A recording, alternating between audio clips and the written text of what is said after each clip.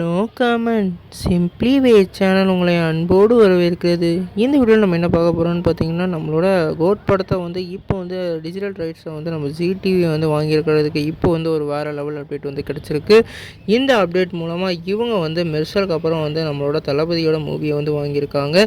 மெர்சல் இந்த படத்தோட ஆடியோ லான்ச்சும் சரி, இந்த படத்தோட ப்ரொமோஷனும் சரி வேறு லெவலில் ஜிடிவி தரப்பில் பண்ணியிருந்தாங்க. குறிப்பாக இந்த படத்தோட ஆடியோ லான்ச் நம்ம தேனாண்டா ஃபிலிம்ஸ் வேறு லெவலில் ப்ரொமோட் பண்ணி விட்டுருந்தாங்க. அதுதான் இந்த படத்தோட பெரிய ப்ளஸ்ஸாக அமைஞ்சுது. குறிப்பாக நம்மளோட தளபதி விஜய் இந்த படத்தில் ஒரு ட்ரிபிள் ஆக்ஷன் ரோலில் நடிக்கிறதாகவும், அதே மாதிரி இந்த படத்துக்கு வேறு லெவல் ப்ரொமோஷனாக இருந்தது. இப்போ நம்மளோட கோட் படத்தில் இந்த படத்தில் டபுள் ஆக்ஷன் நடிக்கிறாரு. அதே மாதிரி யுவன் சங்கர் ராஜா இப்போ கரண்ட்லி ஃபார்மில் வந்திருக்கனால இந்த படத்தோட ப்ரொமோஷனும் கண்டிப்பாக வேறு லெவலில் இருக்கும். ஸ்டார் படத்து மூலமாக யுவன் சங்கர் ராஜா வேறு லெவலில் இப்போ ஒரு சம்பவ கையாக மாறி இருக்காரு.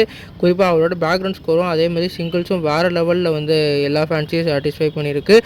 கோட் படத்துக்கு இனிமேல் செகண்ட் சிங்கிள் வேறு லெவலில் நம்ம எக்ஸ்பெக்ட் பண்ணலாம். அதை இப்போ உறுதிப்படுத்தணும் விதமாக இந்த படத்தோட ஆடியோ லான்ச்சும் வேறு லெவலில் கிராண்டாக ரிலீஸ் பண்ண போகிறதா சொல்லியிருக்காங்க. நம்ம கோட் படத்தோட ஷூட்டிங்கை இன்னும் ஒரு 10% தான் ஷெட்யூல் இருக்குது.